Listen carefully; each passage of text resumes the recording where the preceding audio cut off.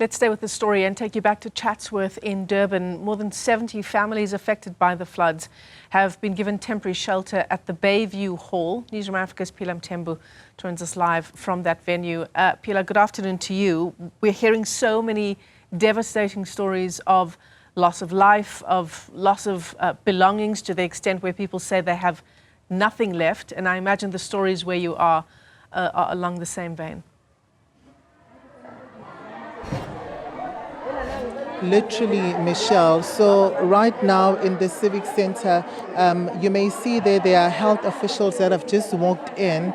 So they are basically here to show support to these flood victims. If they need any form of medical advice or medical assistance, they may come forward and engage them with regards to that. And if you may also see, there is this table with meals packed up. So it's about to be lunchtime for the victims. They're going to be given food right now. The food has been supplied by non-profit organizations, Alimdad Foundation, as well as the Gift of the Givers.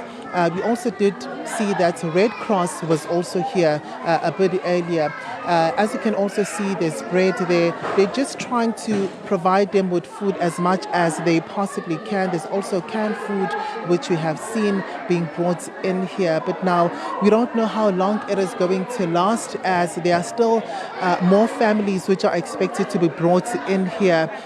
Children gathered around as they are unable to go to school, and we understand they may be staying outside. They may be staying away from school for quite some time, Michelle, because they also lost their stationery, their uniforms as well. I'm just going to bring in now Ngobile to speak to us. It would be interesting to know how they are treated here and how long are they even going to be kept here for. We don't know what the arrangement is. No, siyabonga ngesikhathi sakho. Okokuqala nje mase sithatha sibeke ukuthi nihleli kanjani la kuleli holo engigcine kulona uma benithatha ukubheka sofa selonifikile. Sanibona. Yebo, ayifethu ngabe ngiqamba manga. Ever since sifikile izolo, I think sifike 7 o'clock or around past 7. But ever since sifikile, ayishe baningi abantu bayafika, bayasikhombisa ukuthi bayasithanda, bayasupporta futhi ngayo yonke indlela, because izolo ufikile bafikile izolo bezosupporta, besinikeza ingubo zokulala, bezosinikeza amatrasi. Baphinde bafika futhi bezosinikeza okuya ethunjini salala sidlile, nasekuseni bafikile futhi bezosinikeza ibreakfast, ilunch, kanjalo baningi nje bafethu. Angifuna uqamba manga njengoba nibona nje support esitholayo inkulu kakhulu from abantu. So futhi ngaloko, do you have any idea mhlawumbe ukuthi nizogcinwa la isikhathi esingakanani, because there have been ikhathi lapho abantu abasuke bekhahlamezwe isimo sezulu esikanje bagcinwa emahholo, kwekuthatha isikhathi eside ukuthi bephume kulawo mahholo. Nina khona mhlawumbe ulwazi enalo? hayi angifuna uqamba manga mfowethu kuloko, bengikazi ukuthi ngabe isikhathi esingakanani esingasithatha sisihlela.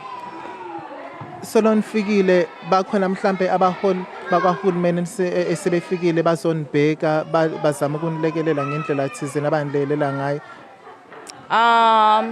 For now bebengekabikho abasuka ngaphansi kwezikahulumeni sebeke bafika ngaphandle kwamanesi, abantu beke bafika ke nalabo basuke bezosibheka besinikeza support, but nabo ngothemba esinalo bayeza nabo basendleleni.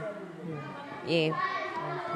Siyabonga kakhulu ngesikhathi sakho. Michelle, she's just telling us that so far they appreciate the support that they are getting here with the food parcels that you can see. There's also bread and also some drinks, liquids, which have been brought for them. So they are saying that it's still unknown how long they are going to be here for, and that is quite an interesting matter to actually speak about, because you'd realize that from the victims which had been victimized of the floods over the previous years, they were kept at temporary shelters for a very long time, even way longer than they had been told that they were going to be kept there.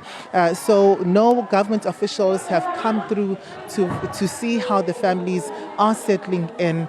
And they are hoping that they are going to be getting these officials to come through and actually lend a helping hand and try to assist them as they are in desperate need for any help that they can get at this moment. Yeah, the need there is great, Phila, and it is wide-ranging. And I imagine one of the priorities must surely be to get the children at that hall and at other temporary shelters back into class. Absolutely, Michelle, but there indeed hasn't been, though, any conversation with regards to when will that happen.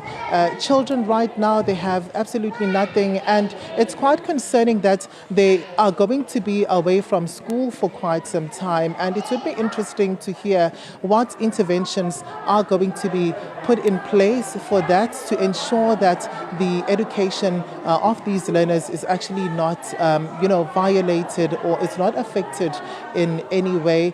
But this is what the residents here have also accepted and are saying that they are willing to settle for this because they don't have anywhere else to go, Michelle. They have also been, as I'd mentioned earlier when we had a conversation, that the place where they were actually taken out from, it was a temporary structure that they were placed there a couple of years ago. And also the Dingiswayo family, which lost 3 children, they were there temporarily according to a promise that was made to them by government.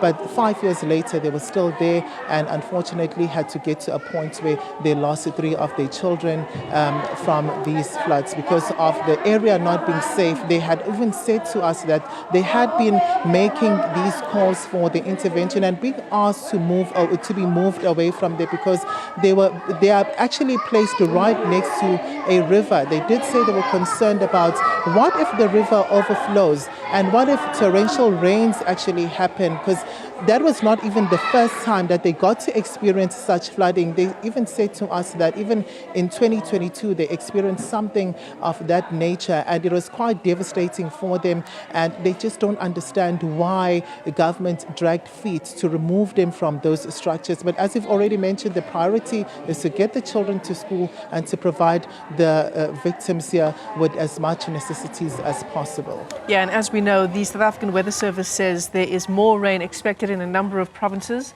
including KwaZulu-Natal. Phila Mthembu, thanks very much indeed for that update.